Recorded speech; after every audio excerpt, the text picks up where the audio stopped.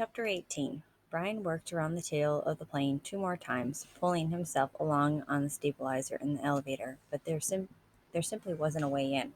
Stupid, he thought. I was stupid to think I could just come out here and get inside the plane. Nothing is that easy. Not out here. Not in this place. Nothing is easy.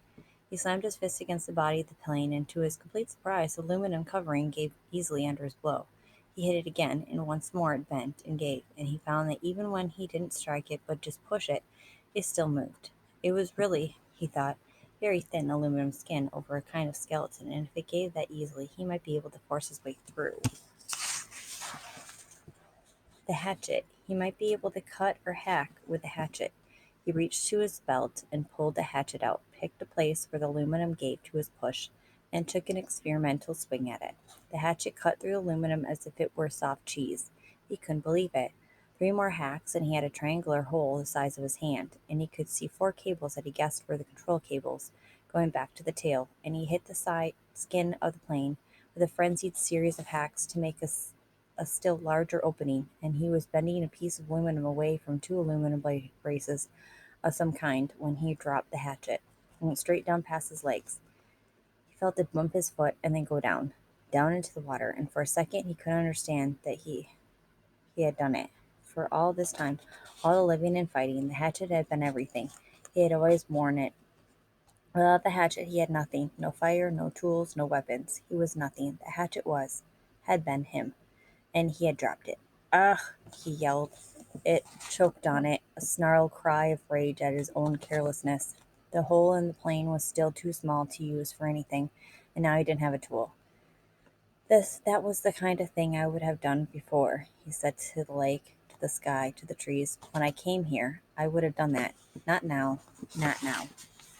Yet he had, and he hung on the raft for a moment and felt sorry for himself, for his own stupidity. But as before, the self-pity didn't help, and he knew that he had only one course of action. He had to get the hatchet back. He had to drive and get it back. But how deep was it? In the deep end of the gym pool at school, he had no trouble getting to the bottom, and that was, he was pretty sure, about 11 feet. Here, it was impossible to know the exact depth. The front end of the plane, anchored by the weight of the engine, was obviously on the bottom, but it came back up at an angle, so the water wasn't as deep as the plane was long. He pulled himself out of the water so his chest could expand, took 2 deep breaths, and swiveled and dove, pulling his arms and kicking off the raft bottom with his feet. His first thrust took him down a good 8 feet, but the visibility was only 5 feet beyond that, and he could not see bottom yet. He clawed down 6 or 7 feet, the pressure pushing in his ears until he held his nose and popped them, and just as he ran out of breath and headed back up, he thought he saw the bottom, still 4 feet below his dive. He exploded to the surface, bumping his head on the side of the elevator when he came up, and took air like a whale, pushing the stale air out until he wheezed, taking new in. He would have to get deeper yet, and still have time to search while he was down there. Stupid, he thought, once more cursing himself. Just dumb. He pulled air again and again, pushing his chest out until he could not possibly get any more capacity, then took one more deep lungful, wheeled, and dove again. This time he made an arrow out of his arms and used his legs to push out the bottom of the raft. All he had in his legs, the spring snapped and propelled him down. As soon as he felt himself slowing a bit, he started raking back with his arms at his sides like paddles, and thrusting with his legs like a frog. And this time he was so successful that he ran his face into the bottom mud. He shook his head to clear his eyes and looked around. The plane disappeared out and down in front of him. He thought he could see the windows, and that made him think again of the pilot sitting inside, and he forced his thoughts from it.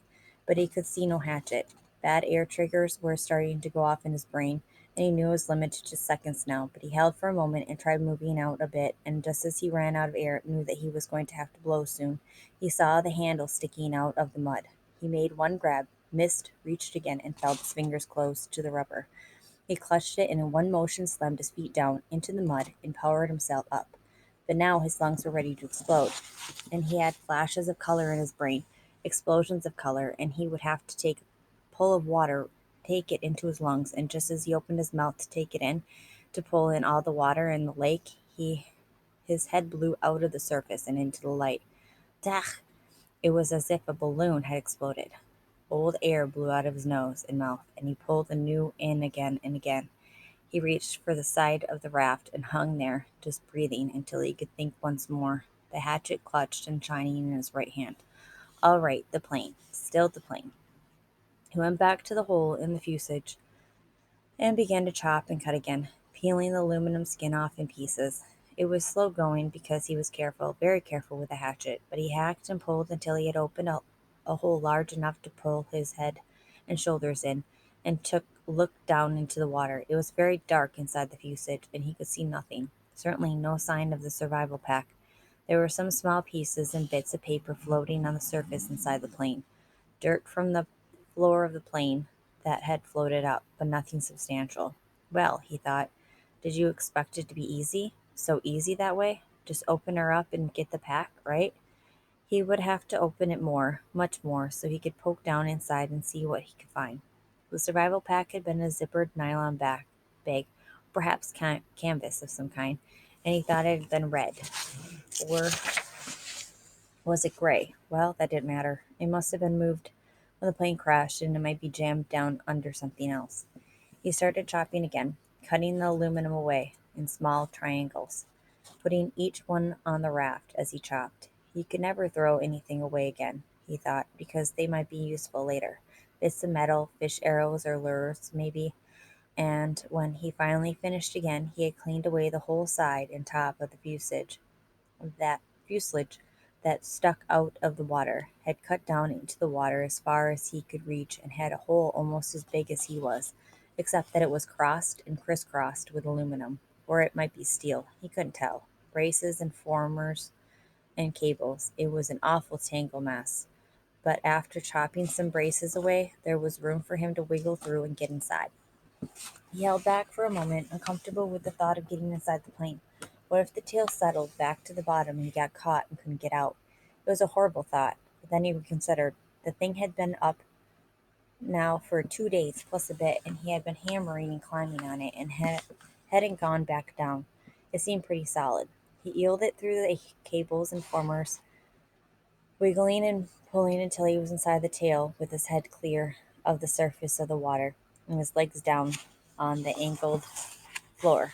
When he was ready, he took a deep breath and pushed down along the floor with his legs, feeling for some kind of fabric or cloth, anything with his bare feet.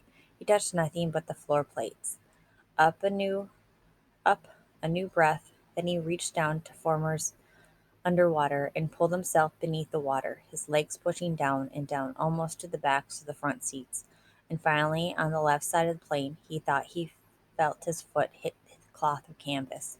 Up for more air, deep breathing, and then one more grab at the formers, and pushing as hard as he could, he jammed his feet down and he hit it again. Definitely canvas or heavy nylon, and this time when he pushed his foot, he thought he felt something inside it, something hard. It had to be the bag. Driven forward by the crash, it was jammed into the backs of the seats and caught on something. He tried to reach for it and pull, but didn't have the air left and went out for more. Lungs filled in great gulps, he shot down again, pulling on the formers until he was almost there. Then, wheeling down head first, he grabbed at the cloth. It was a survival bag. He pulled and tore at it to loosen it, and just as it broke free and his heart leaped to feel it rise, he looked up above the bag, and the light came through the side window, the pale green light from the water. He saw the pilot's head, only it wasn't the pilot's head any longer. The fish. He'd never really thought of it, but the fish he had been eating all this time, had to eat too. They had been at the pilot all this time, almost 2 months, nibbling and chewing, and all that remaining was the not quite cleaned skull, and when he looked up it wobbled loosely. Too much, too much. His mind screamed in horror, and he slammed back and was sick in the water, sick so that he choked on it and tried to breathe water and could have ended there, ended with the pilot where it almost ended when they first arrived, except that his legs jerked. It was instinctive, fear more than anything else, fear of what he had seen. But they jerked and pushed, and he was headed up when they jerked, and he shot to the surface, still inside the bird cage of formers and cables. His head slammed into a bracket as he cleared, and he reached up to grab it and was free, in the air, hanging up in the tail. He hung that way for several minutes, choking and heaving and gasping for air, fighting to clear the picture of the pilot from his mind. It went slowly. He knew it would never completely leave, but he looked to the shore and there were trees and birds. The sun was getting low and the golden over his shelter, and when he stopped coughing, he could hear the gentle sounds of evening, the peace sounds, the bird sounds, and the breeze in the trees. The peace finally came to him and he settled his breathing. He was still a long way from being finished. He had a lot of work to do. The bag was floating next to him, but he had to get it out of the plane and into the raft, then back to shore. He wiggled out through the formers. It seemed harder than when he came in, and pulled the raft around. The bag fought him. It was almost as if it didn't want to leave the plane. He pulled it and jerked, and still it wouldn't fit, and at last he had to change the shape of it, rearranging what was inside by pushing and pulling at the sides until he had narrowed it and made it longer.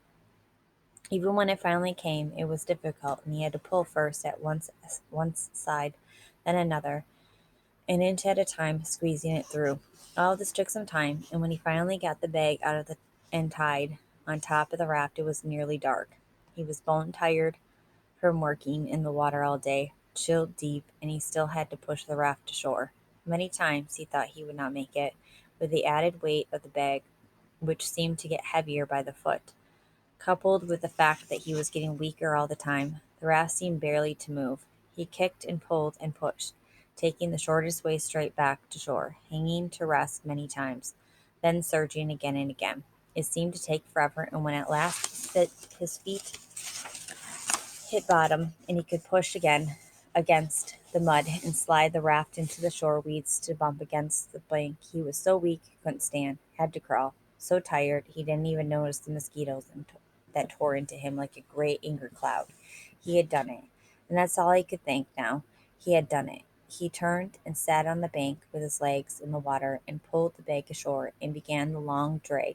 He couldn't lift it. Back down the shore line to his shelter. 2 hours, almost three, he dragged and stumbled in the dark, brushing the mosquitoes away, sometimes on his feet, more often on his knees, finally to drop across the bag and to sleep when he made the sand in front of the doorway. He had done it.